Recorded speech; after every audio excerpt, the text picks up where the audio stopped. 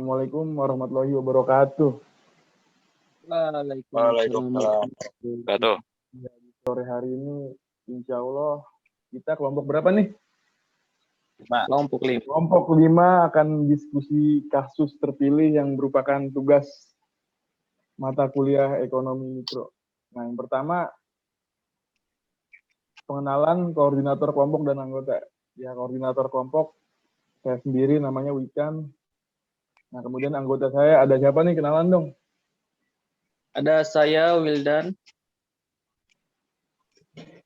Ada Nopal, ada Asifa Dipakinanti, ada Hana Rosida. Nah, di sore hari ini, insya Allah kita akan mendiskusikan sebuah kasus. Kasusnya namanya apa sih? Konflik Cina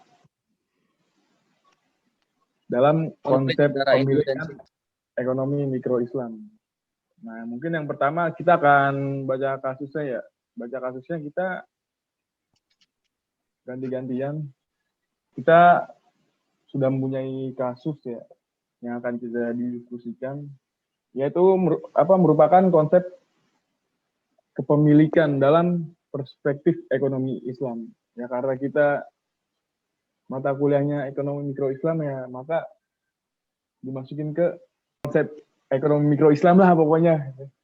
Nah, langsung aja nih kita bacain di pembacaan kasusnya nih. Udah kelihatan belum? Udah belum. Ya, belum di-share. Nah, kasusnya itu konflik Cina-India. Kedua negara saling tuduh melakukan provokasi dalam melepaskan tembakan dalam sengketa perbatasan. Ya, kasus ini sudah lama ya terjadi. Tahun 2020 kayaknya. Nah, mungkin kasus pertama ini dibacain oleh Wildan.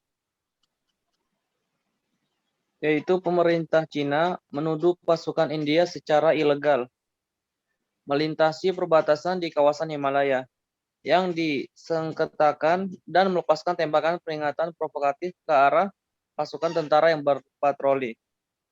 Militer Cina mengatakan tentaranya dipaksa mengambil tindakan balasan, meskipun tidak jelas siapa mereka. Nah, kemudian India menolak tuduhan tersebut dan menuduh pasukan Cina melepaskan tembakan ke udara saat kedua pasukan berhadap-hadapan di wilayah dataran tinggi Ladakh. Coba. Si Asifa coba baca, Asifa. Dari mana tuh hubungan antar kedua negara? Hubungan antar kedua negara terus memburuk dalam beberapa bulan terakhir. India mengatakan Tentara Pembebasan Rakyat atau PLA Cina mencoba mendekati posisi terdepan tentara India dan memuntahkan sekian peluru ke udara untuk mengintimidasi pasukannya sendiri. Pada tahap apapun, tentara India tidak melanggar garis kendali aktual atau LAC, batas de facto yang memisahkan dua negara, atau menggunakan cara agresif apapun termasuk menembak. Demikian pernyataan militer India. Tuduhan adanya penembakan apabila benar terjadi akan menjadi peristiwa penembakan pertama di kawasan itu dalam 45 tahun terakhir. Nah, selanjutnya coba dibaca Novel aja deh, baca Novel. Melanggar kesepakatan pada perjanjian antara kedua negara pada 1906,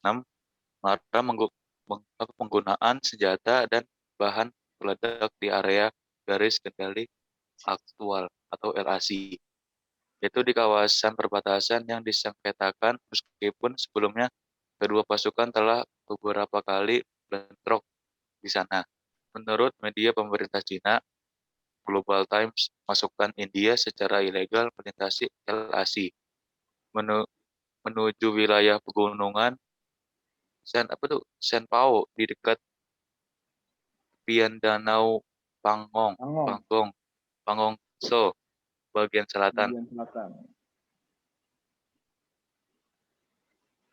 Nah, tindakan pasukan India ini secara serius melanggar kesepakatan terkait yang sudah dicapai kedua belah pihak, memicu ketegangan di kawasan, dan tindakannya sangat kotor, kata Zhang.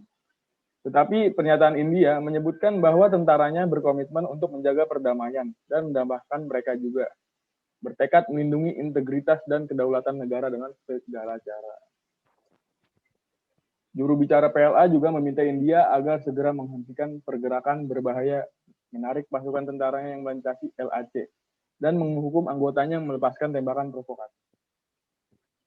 Hana, baca dong Hana, nih kisahnya nih. Konfrontasi yang menegangkan ini terjadi hanya sehari setelah militer India memberitahu pejabat pemerintah Cina tentang laporan ada 5 orang warga sipil India telah diculik oleh pasukan Cina dari kawasan di dekat perbatasan yang disengketakan. Tegangan meningkat pada Juni lalu ketika 20 tentara India tewas dalam pertempuran sengit dengan pasukan Cina. Media lokal kemudian melaporkan bahwa tentara India dipukul hingga tewas. Bulan lalu, India menuduh Cina memprovokasi ketegangan militer di perbatasan sebanyak 2 kali dalam sepekan. Kedua tuduhan itu dibantah Cina, yang mengatakan bahwa hal itu sepenuhnya kesalahan India.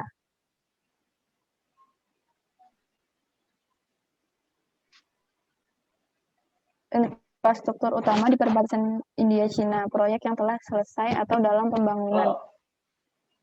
Garis batas pemisah di garis kendali aktual atau LAC sangatlah buruk.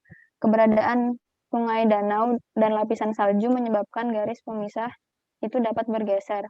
Pasukan militer yang berada di kedua sisi mewakili 2 pasukan terbesar di dunia saling berhadapan di banyak titik.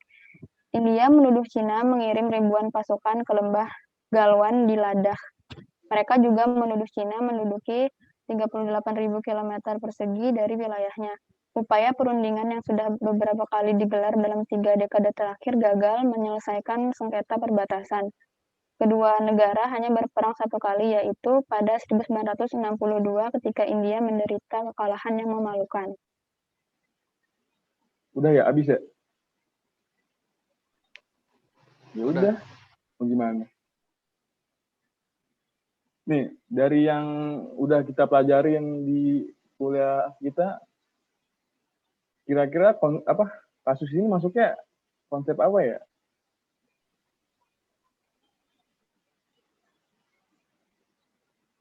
Kayaknya ini ya konsep kepemilikan, iya nggak sih? Apa konsep apa nih? Permintaan, tujuan produsen? Kayaknya enggak ya, nggak masuk ya. Lebih kepemilikan sih. Ya, Iya. konsep kepemilikan. Iya, ini maksudnya konsep kepemilikan ini. Coba kita lihat konsep kepemilikan.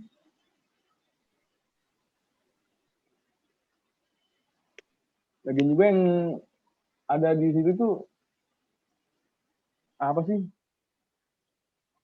Cina ya, Cina nuduh pasukan India ilegal melintasi perbatasan di kawasan Himalaya yang disengketakan dan melepaskan tembakan peringatan ke arah pasukan tentara yang berpatroli. Ini kira-kira nih masalah ini kenapa bisa terjadi dah? Salah paham. Iya, kayaknya gitu ya.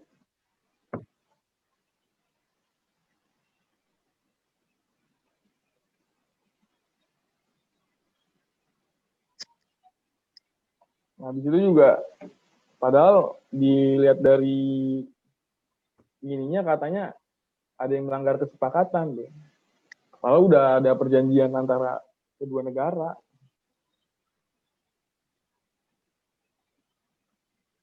Berarti ada yang terprovokasi Iya. di antara 2 negara tersebut. Lagian kan kalau misalkan udah bersepakat kan nggak boleh nggak boleh diingkari gitu. Kan nggak boleh sama Allah kayak gitu. Dilarang. Mungkin aja Cina itu karena dia penduduknya banyak kan, dia pengen luas teritori negaranya.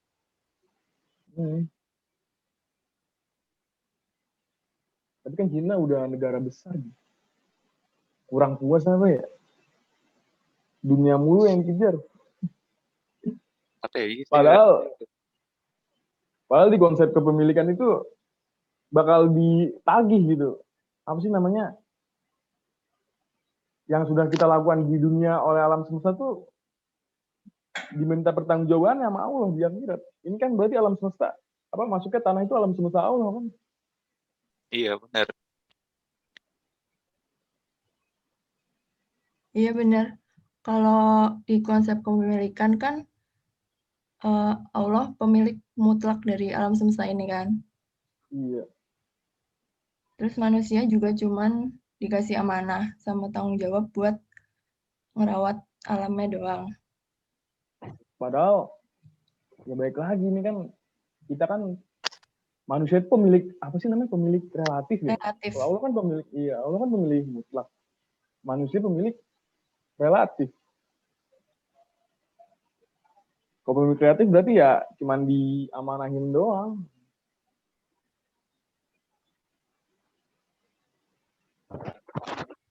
Kalau menurut lu gimana Wildan?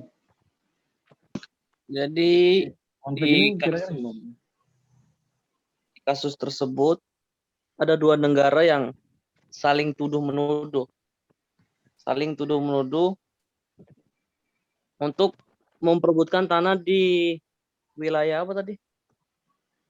Apa? LAC ya? Di wilayah LAC di kawasan Himalaya. Nah, awalnya militer Cina mengatakan bahwa mereka tuh tidak melakukan untuk mengambil tanah di wilayah tersebut.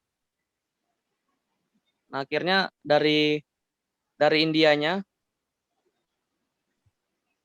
melakukan tembakan ke arah Cina. Tapi kan ya itu, maksudnya kan udah kayak ada kesepakatan gitu ya. Yang udah Ya udah kesepakatan. Iya, kepemilikan individu juga kan dan individu juga negara itu kan dilindungi oleh syariah juga. Syariah juga melindungi individu maupun negara dari kemungkinan pelanggaran oleh pemerintah maupun individu lain kan. Lagi juga kasus-kasus kayak gini kalau misalnya ada perang antar dua negara itu bisa jadi perang besar nggak sih ntar ada yang negara pro ke Cina ikut Cina, negara pro ke India ikut India, ntar kalau dibiarin aja bisa perang besar, ntar kita perang dan dua negara ini adalah dua negara dengan penduduk terbesar di dunia, termasuklah ya kalau nggak salah nomor 3 malah Indonesia. Jadi dua negara ini negara dengan penduduk terbesar di dunia. Tuh. Di prinsip-prinsip dasar hak milik Islam ya manusia dikasihnya cuma hak miliknya itu terbatas sama Allah. Di sumber daya ini kan pasti ada sumber dayanya gitu. Ya harus pemanfaatannya itu harus secara Al-Quran dan Sunnah lah. Kan biar terjadi apa sih tujuan ekonomi pluralisme apa sih? Maslahah ya, yang sih. Ya untuk mencapai kemaslahatan. Iya, kemaslahatan. Ya udah paling gitu. Kalau kata lu gimana, Pak? Lepas dari ekonomi Islam, menurut gua ini sih karena dengan ini aja memperluas wilayahnya sendiri aja. Kalau bicara di luar dari ekonomi Islam ya. Tapi kalau misalkan dimasukin ke konsep kepemilikan Islam, menurut lu gimana? Menurut gue sih ya nggak boleh lah, karena manusia kan tadi yang punya relatif tadi.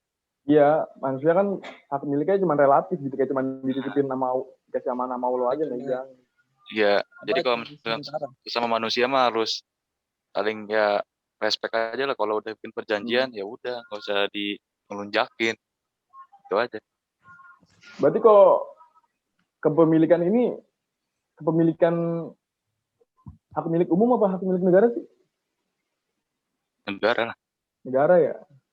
Hmm. Coba, Nah, tapi coba. kan itu mereka memperebutkan tanah di wilayah perbatasan gitu. Jadi itu musuh negara mana? Kenapa? Jadi mereka memperebutkan tanah di daerah perbatasan. Jadi perbatasan antara negara Cina dan India. Kan yang di situ yang diperebutkan. Ya. Terus pas kemarin ada soal yang terakhir, bagaimana solusi Anda atas masalah tersebut berdasarkan perspektif ekonomi Ekonomi mikro-Islam. mikro-Islam. Ya, coba satu-satu berikan penjelasan lah. Coba Hana. Penjelasan Menurut lu dan gimana, solusi. Gimana solusinya buat ke depannya untuk kedua negara tersebut? Hana, coba Hana, menurut Kalau lu gimana? menurut aku sih, Islam kan memberikan kedudukan yang proporsional ya, antara hak milik individu, hak milik kolektif, dan hak milik negara. Nah, hak milik negara ini kan harta yang Allah tetapkan untuk menjadi hak seluruh kaum muslim atau rakyat yang pengelolaannya menjadi kewajiban dan wewenang khalifah atau suatu negara. Kepemilikan individu maupun negara itu kan dilindungi oleh syariah juga. Syariah melindungi individu maupun negara dari kemungkinan pelanggaran oleh pemerintah maupun individu lain. Hak milik memberikan pemiliknya kekuasaan untuk menggunakan, memanfaatkan, mengeksploitasi, dan memberikan harta miliknya sesuai dengan batasan-batasan syariah. Kekuasaan ini juga dapat diperluas mencakup kebebasan dalam ekonomi. Solusinya terkait permasalahan ini adalah perlu diperjelas terkait batas-batas wilayah antar kedua negara agar tidak sampai salah sehingga tidak mengambil wilayah negara lain. Dalam kasus ini, saksi-saksi dari kesepakatan wilayah awal antar kedua negara diperlukan. Untuk selanjutnya dilimpahkan kepada pihak Badan Pertahanan setempat guna melakukan pengukuran resmi dalam menentukan keabsahan dan kepastian luas wilayah dan batas-batasannya. Sehingga dalam sertifikat tanah hak milik yang diterima akan tampak jelas gambar dan ukurannya. Dan kepada pihak penyerobot dan pengambil wilayah bisa diajak bermusyawarah dan berdamai melalui mediasi yang sebaiknya dilakukan antara lain oleh pihak pemerintah guna mencari solusi terbaik dalam menyelesaikannya. Namun bila ternyata mediasi tersebut tidak berhasil, maka langkah berikutnya dapat dilanjutkan untuk penegak hukum atau kepolisian atau pemerintah secara hukum menggugatnya ke pengadilan. Itu sih kalau dari aku. Mungkin ada tambahan nggak dari yang lain? Palingan juga kan kalau kepemilikan, berarti kan kalau tanah ini kepemilikannya negara ya. Nah, Negara. ini kan diperuntukkan ya buat kesejahteraan rakyat gitu. Ya, kalau misalkan sampai perang gitu kan rakyat jadi takut gitu. Kalau misalkan perang gitu kan produksi ekonomi antar barang kan bisa terganggu gitu. Ntar barang-barang Iya, malah benar. jadi mahal, ya kan? Berdampak ke negara lain juga. Iya. Ya kan udahlah, jangan berantem. Kurang apa sih? Kalau Mungkin yang lain ada solusi yang beda dari kalau aku. atau gimana, Pal? Gua mau nggak usah panjang-panjang ya. Pokoknya kalau misalkan udah perjanjian, apalagi itu perjanjiannya udah dari Iya. 1906, ya baik ya nggak usah ambil perbatasannya India lah. Apalagi udah Lagi perjanjian udah lama banget. Ada hadis juga kan. Kalau misalkan udah berjanji ya jangan diingkari. Ntar Allah murka, tergempa lagi tuh negara. Dikasih gempa lagi. Agak nauzubillah.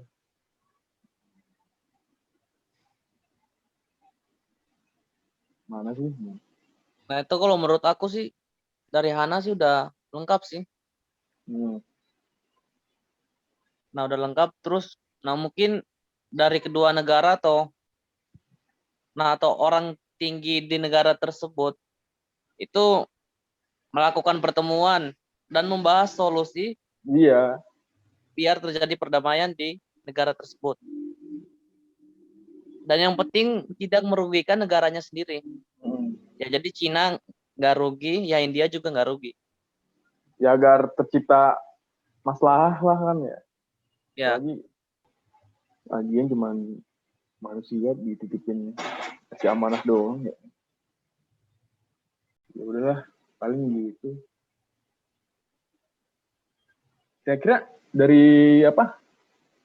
Dari kasus ini ya, kesimpulannya tuh apa ya biar ya nggak terjadi konflik yang apa makin besar melibatin negara-negara banyak agar aktivitas ekonomi dunia keganggu kan itu bisa kalau misalkan aktivitas ekonomi dunia keganggu imbasnya ada juga kan ke negara kita ntar bisa jadi inflasi lagi harga barang naik semua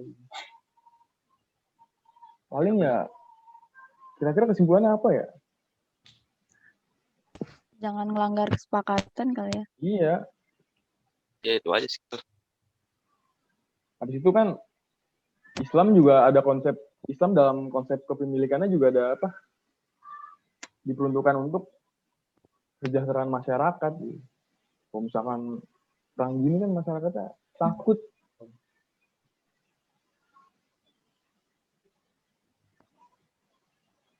Yang pasti sih pembagian wilayahnya itu harus adil gitu biar nggak kedepannya nggak konflik lagi kan.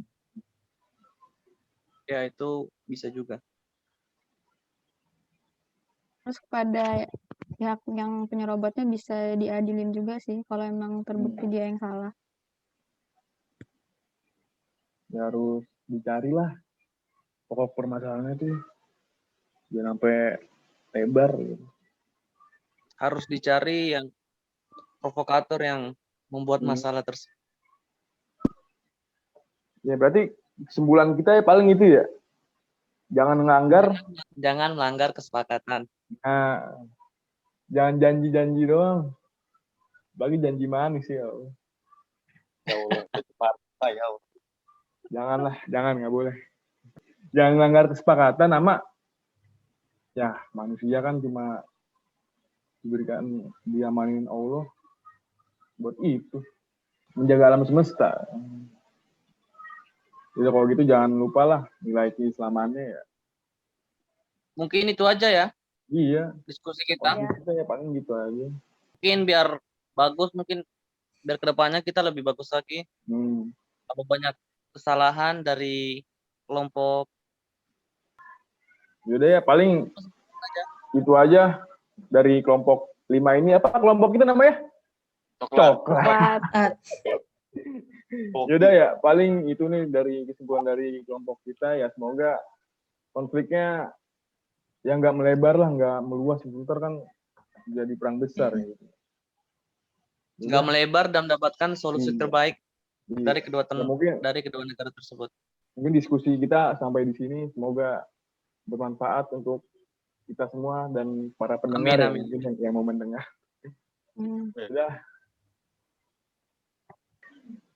Yaudah, terima kasih ya teman-teman udah mau meluangkan waktunya untuk berdiskusi kali ini. Semoga Allah meridhoi kita. Udah, terima kasih ya guys.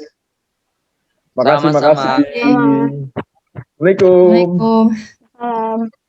Salam. Oke.